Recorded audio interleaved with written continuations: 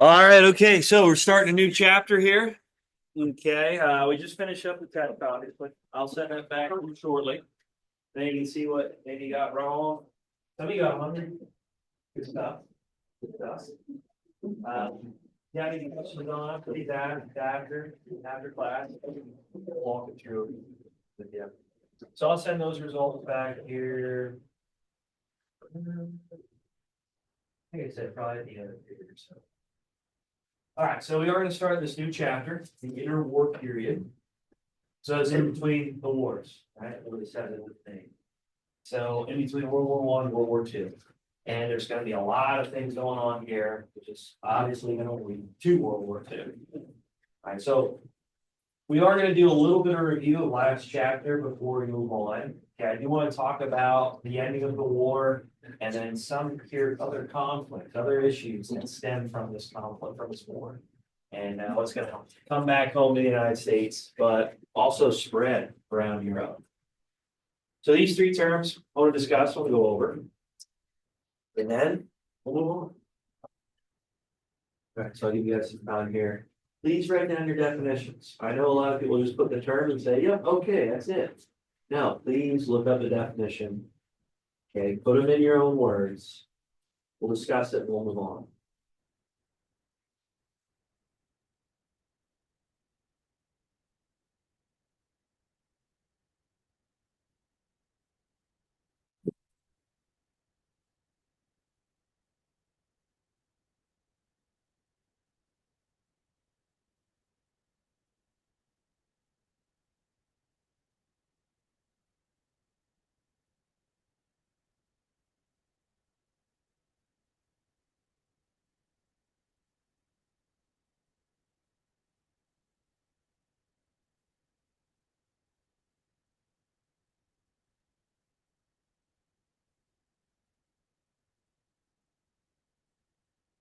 Bless you.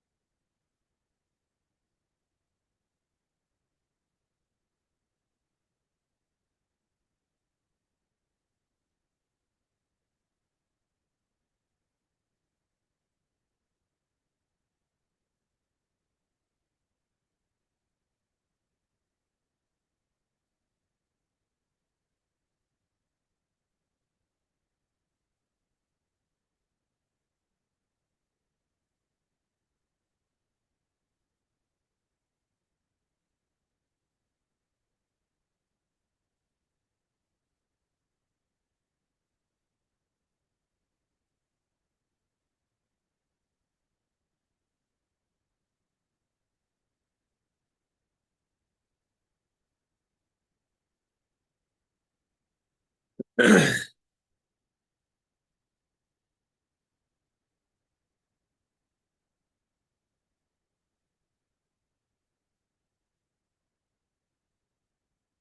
right, so as we're starting a new chapter, okay, the interwar period.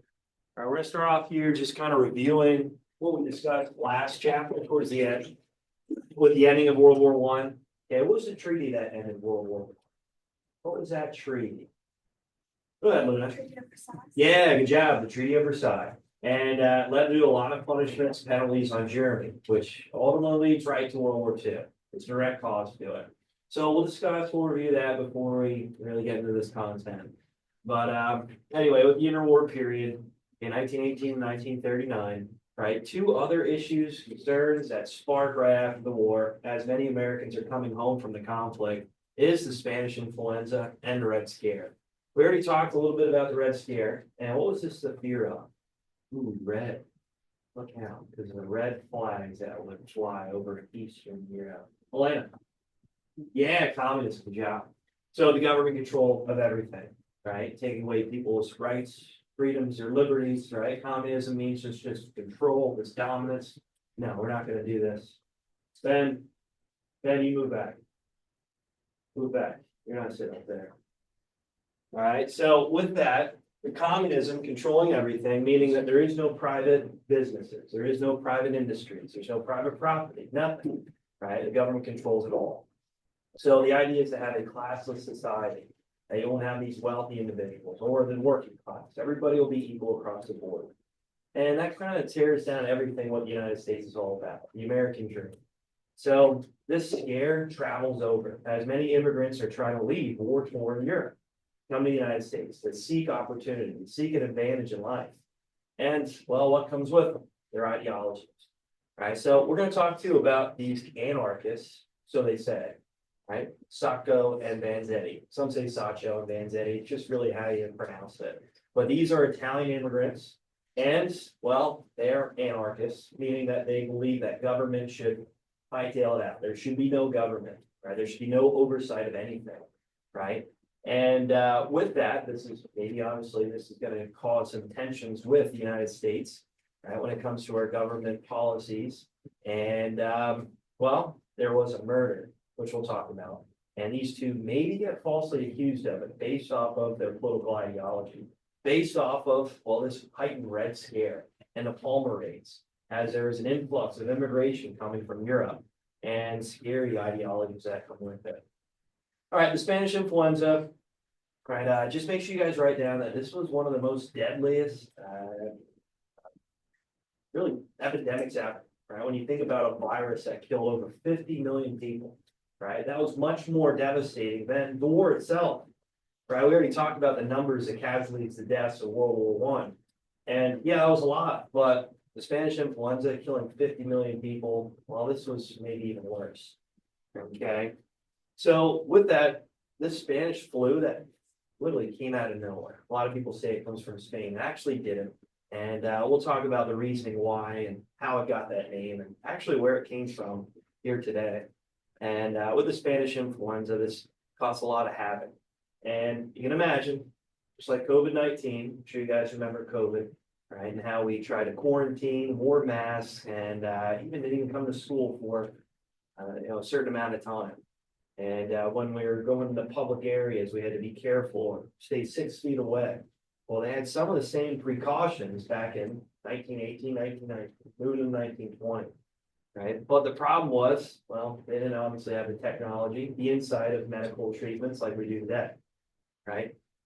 Obviously, there's still not much you can do, even still to this day, which we found out with COVID-19. But the Spanish flu, this was very similar. We'll talk about some interesting facts of it here today. But this wiped out, like I mentioned, 50 million people worldwide. And here in the United States, they killed over 600,000 people. So, yeah, there's a lot more than what we actually encountered death-wise, casualty-wise in World War One. It was brutal. It was brutal. So we'll talk more about that. And for you guys, you have an assignment for you. We're going to relate Spanish influenza to COVID-19. All right. So moving on. I don't have a bell ringer for you today. But what we're going to do is just finish up talking about the ending of World War I. Actually, let me show you where to find this quick. Before we get to the presentation, let me just show you the module. All right, so with the module here at the top, interwar period, chapter 7, click on that link. It'll give the objectives of the chapter, the purpose, presentations. We are going to start with the last presentation, right? The one from the chapter before, because it kind of summarizes towards the end where we're moving, where the direction we're going. All right, textbooks for chapter, here it is, and then other resources, which we're going to dive into these with some assignments. Right here at the top, the pictures. Okay, obviously we'll mention Hitler and Mussolini towards the end of this chapter as they're rising to power in Europe after the fallout of World War I. All right, so chapter 7 for your notes. We'll dive into it here. All right, so again, we finished talking about World War I with the Treaty of Versailles. And maybe it went too far. I don't know.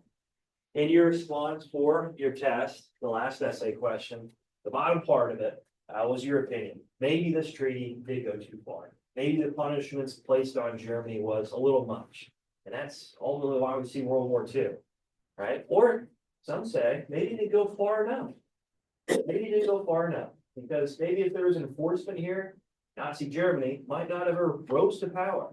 So yeah, historians kind of take a back and forth approach to that, depending on obviously the sources. But with that being said, what were some of the punishments placed on Germany? What were some of the punishments? Naomi, give me one. Yeah, good job, right? So no more Navy. So they can't get to these territories. They can't get to their places that obviously had some sort of colonies, right? Established or territories to extract resources. What else do you got here, Audrina? Lots of overseas territories. Yeah, good job. So if you don't have a navy, you can't get to your territory. So yeah, they're gone too, right? So a lot of these countries, like Great Britain, like France, they took them, right? They took them, right? And we'll mention about other nations here that were looking to gobble up these territories for their own. Chloe. Their military was reduced to 100,000 troops and for defensive purposes only. Yeah, good job. So with Germany, their pride and joy, their nationalism, right? Their culture was interfused with their military. And we mentioned about that last chapter and the chapter before, right? They took a lot of pride in it. And once you take away their pride, there's not much really to really get excited for anymore. And with their military, just down to 100,000 troops, how's it for defensive purposes? So overall, well, they're really down in the dumps here. Go ahead, Luna.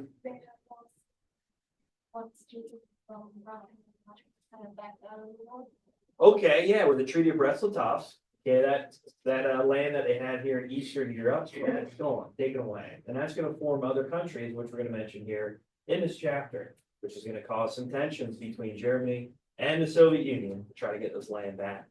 Right. Also, they lost Alsace-Lorraine, right? That territory between Germany and France.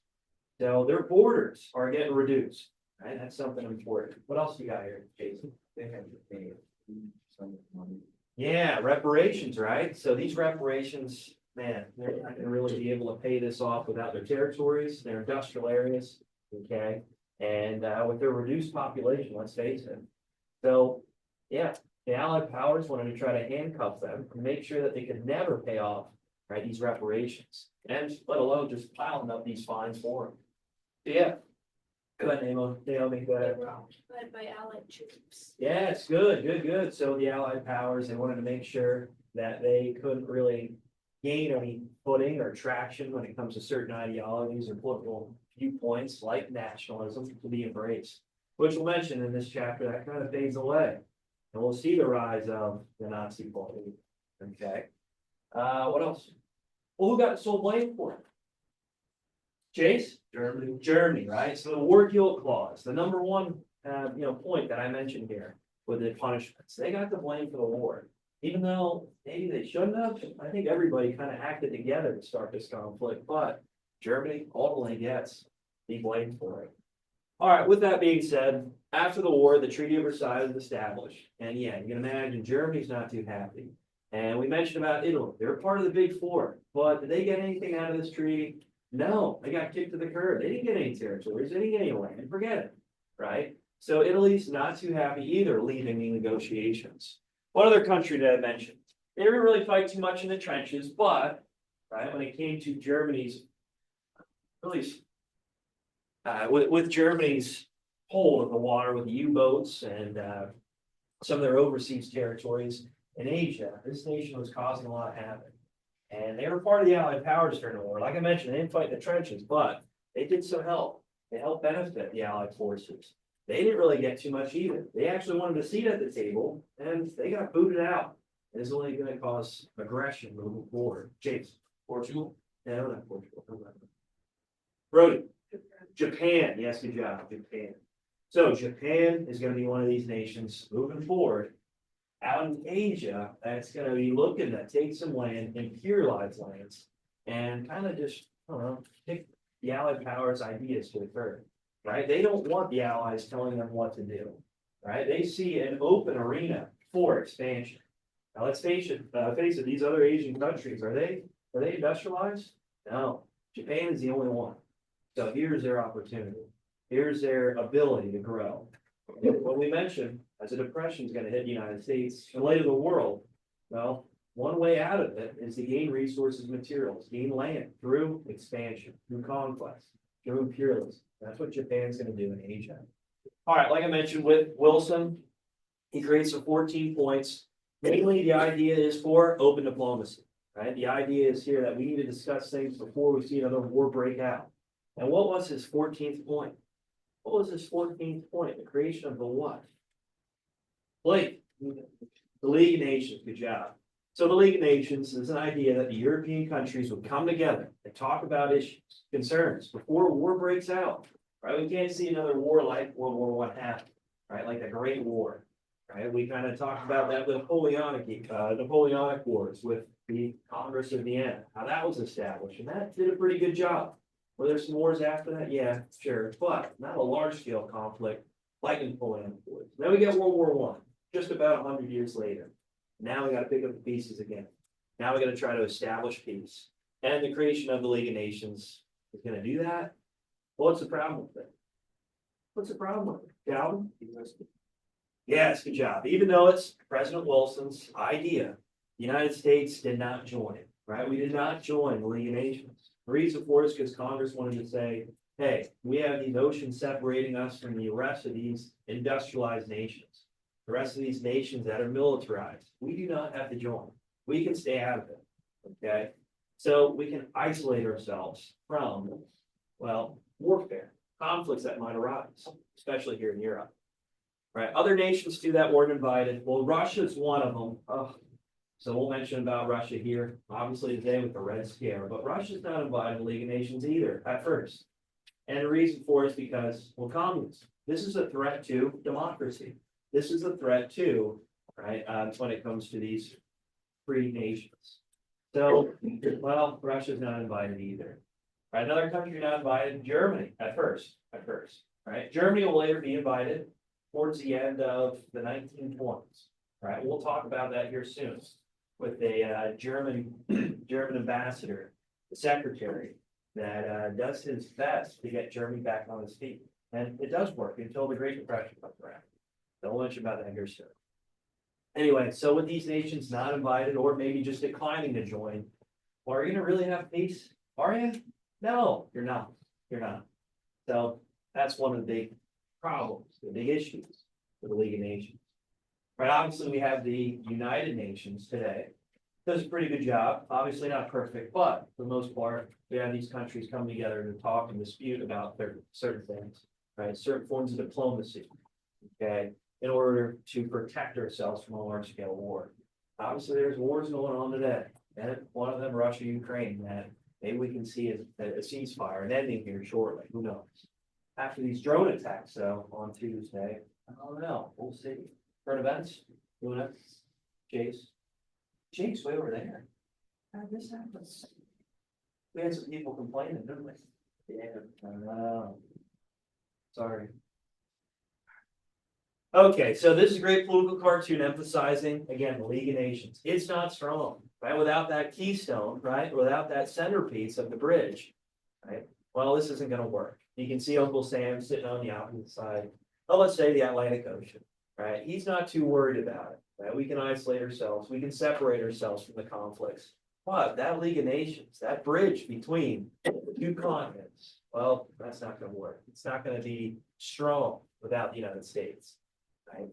So anyway, as we are the strongest industrial and agricultural power, we have a lot to, well, show to the world, but also help the world. And we do here and there, which we'll mention, but if something happens here internally, say a depression, right? And if our influence fades, it's only gonna lead Europe and the rest of the world into chaotic times. So even still this day, when you think about our influence around the world, as our sphere of influence spreads, American values, American ideals is good. Again, I guess you can say it's not for everybody, but as our influence fades from the world, well, someone's gonna fill that void, right? Someone is, and you never know who might that be. And they might not have the best values, they might not have the best intentions, so, yeah. It is important that our influence is out there, okay? Some argue, say maybe not, but in any case, it's up to you. I would say our influence is pretty darn good compared to many other nations, other countries around the world. All right, so what happens now? Well, after World War I, it's like a 1-2 punch. It really is, right? There are some lingering effects. There are some conflicts, some issues that do stem from this war, right? Like I mentioned, we had established the Espionage and Sedition Acts. At first, this was to make sure that we didn't have any German spies or sympathizers here in the United States, or that we didn't have anybody that was vocally speaking out against the United States during this time of war. Because have we ever seen a war like this before? No, not in our country history. Right? We have immigrant populations from all around the world. And if we join the wrong side, we could see internal riots. We could see rebellions or conflicts that stem, which we did kind of, even in World War I. The idea here was to increase government's role when it comes to a police agency, like an FBI, in order to try to hunt down these German spies. We go a little too far.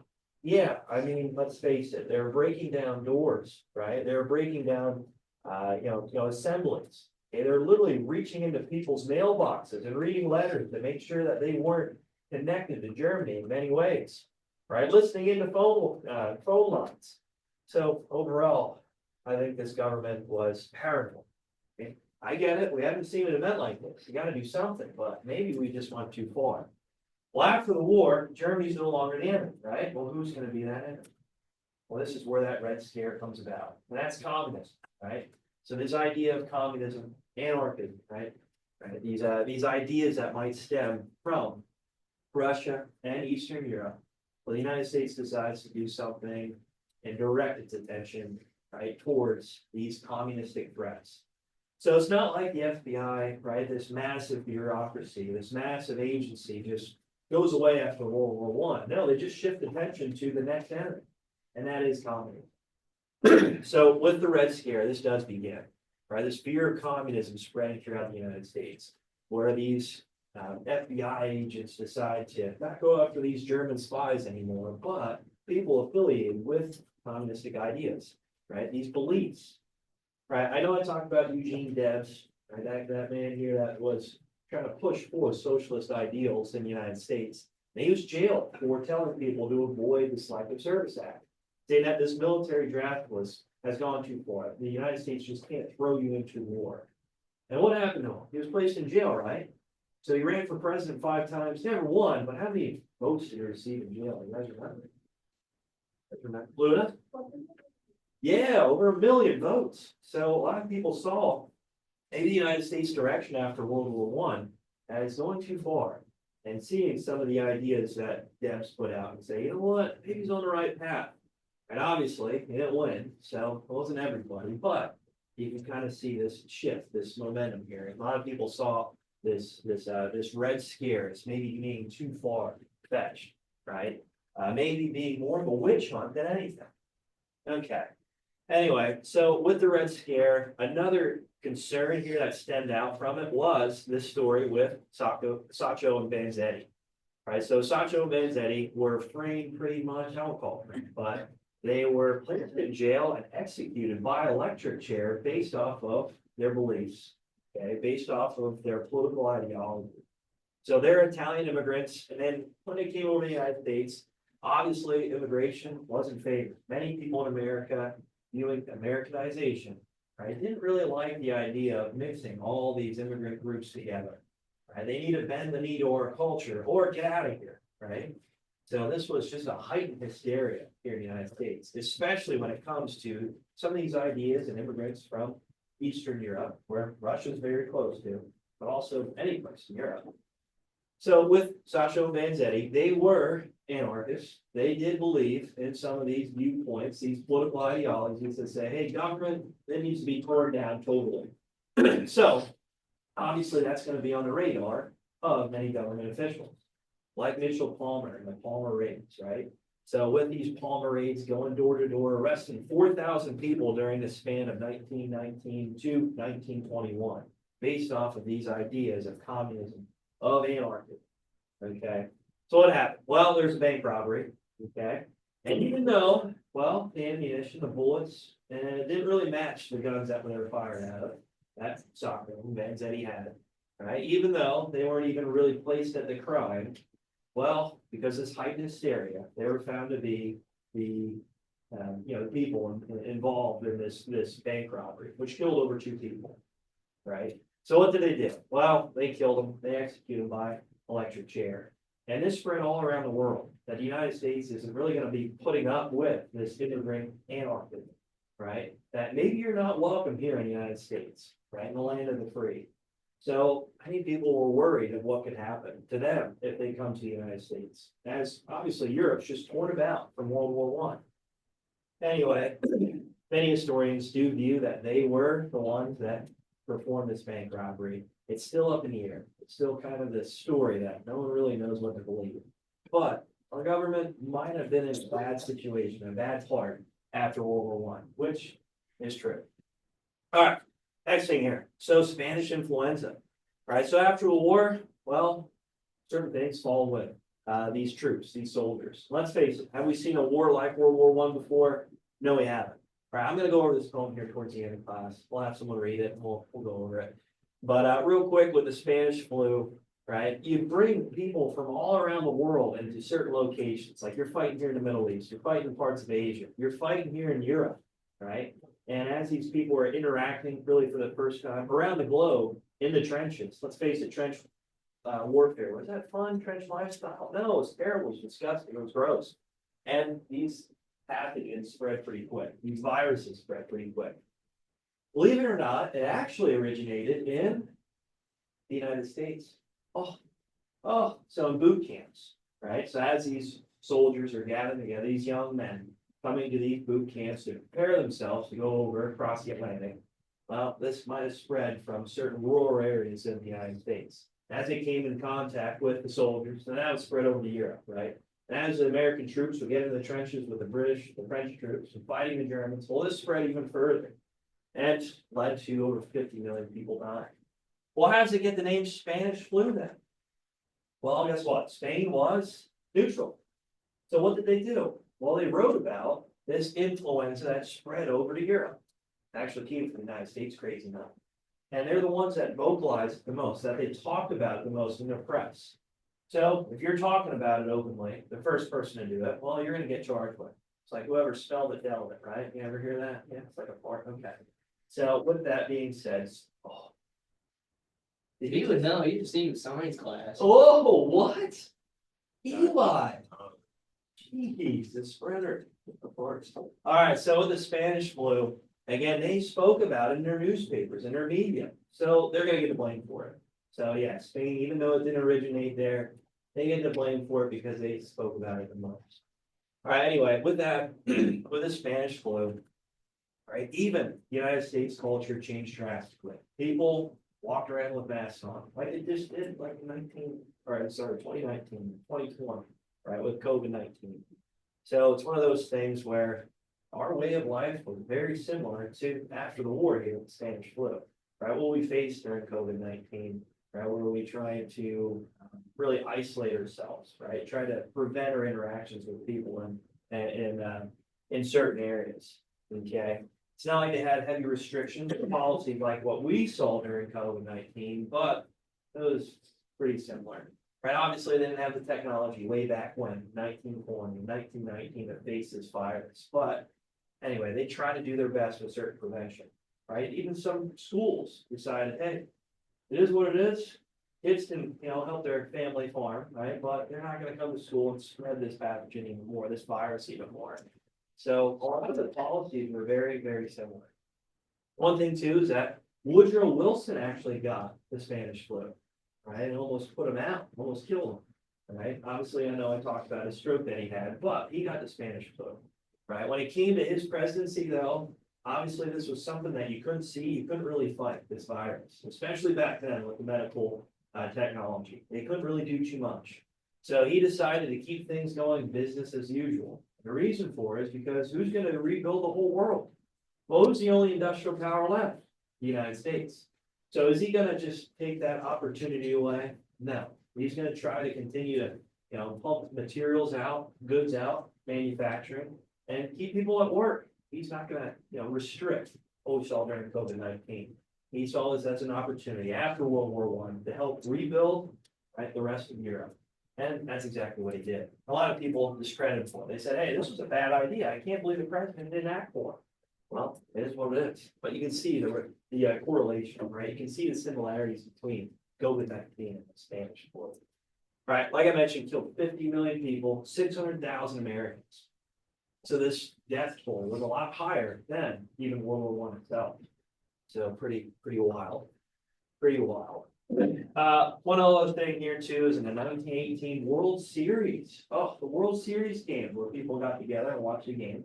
Obviously, they didn't have it broadcasted over the television. The television really wasn't a thing then, right? But they recorded record low numbers, right? When it came to actually seeing the game, going to watch it, because people were afraid of the Spanish flu. So, in any case, take it for what it is, I guess. You can kind of compare it. All right, real quick, let's read this together. So this was a lot of the stories written about the Spanish flu. This was kind of something interesting, kind of funny, I guess, to try to keep people aware of it, right? Try to protect yourself from it. Austin, I see you have it up. You want to read it for us? Yes. I cough, I sneeze, I snort, I wheeze, I'm in a perfect friend. My head is still, my nose won't go, I got shake, I ache, and every motion.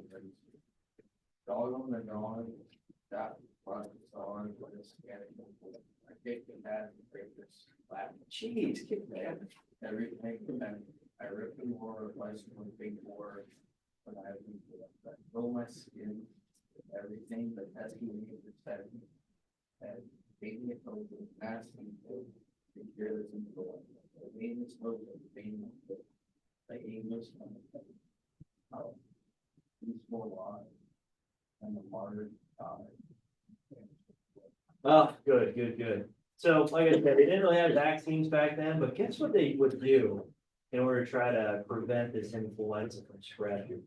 They would actually get, sounds strange, camel hair, like the hair on camels. They would roll it up and smoke it in order to try to keep away this influenza. So I know that sounds strange, I know it sounds weird, but I guess that was a way to try to keep the influenza away. I don't know. So you gotta think back to the plague, right? The plague doctors, remember they would put herbs, different things inside that beak that they would wear, kind of looked like a bird in a way. And yeah, the way to try to keep the influenza away. All right, anyway, here's some pictures of the Spanish flu way back when, what they tried to do to try to prevent the spread of this disease. Again, 1919, what are you gonna do about it? They don't have the medical treatments. They don't have the ability to keep people quarantined, right? And again, Woodrow Wilson saw this as an opportunity. We're not going to shut our businesses down. We're going to keep things going. All right, the Red Menace, look out. All right, the Red Scare will pop back up again after World War II. Okay, when the Cold War breaks out, right, and this fear of communism spreading once again. All right, one thing, interesting fact, the Cincinnati Reds had to change their name. They had to change their name because it was associated with red communism. Oh, so it was this big fear. So we'll talk about it with Hollywood coming about, right? When it comes to acting, many of these actors were screened, they were investigated, they were interviewed or interrogated for their connections maybe to communism. So we'll mention more about that here. Well, we get to the Cold War, but kind of talking about it now. There's a real big fear that entertainment will just kind of convert to communism, that these communist actors would take over entertainment and try to brainwash the people of America. And, yeah, with the HUAC, they actually did a lot of, talks, screenings with Walt Disney, you know, many other famous actors, Ronald Reagan being one of these famous actors that later become president to try to fight communism. So, interesting stuff. The Red Scare, ooh, Spanish influenza, look out. All right, is there any questions, guys? Good. All right. Oh, perfect timing. See you.